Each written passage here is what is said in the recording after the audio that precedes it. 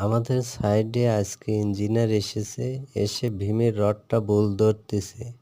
একটা rod ৩৯ fit.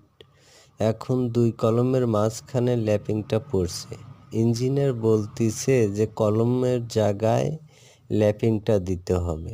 এখন যদি কলমের কাছে ল্যাপিংটা দেই তাহলে ৫-৬ ফিট ছাদ বাঁচবে। এখন ওই ছাদ এখন মহাজনের কথা যদি আমরা শুনি তাহলে ইঞ্জিনিয়ারের কাছে আমরা ঠকে যাই। আবার ইঞ্জিনিয়ারের যদি কথা শুনি তাহলে মহাজনের লস হবে। এখন মিডিলে দিলে সমস্যা নাই, তার কারণ যেহেতু মেইন রডের সাথে আমরা ল্যাপিং দিচ্ছি, এতে কোনো অসুবিধা হওয়ার কথা না। কিন্তু ইঞ্জিনিয়ার এসে তার ইঞ্জিনিয়ার এসে বলতেছে যেরকম প্ল্যানে আছে ওই রকমই করতে হবে।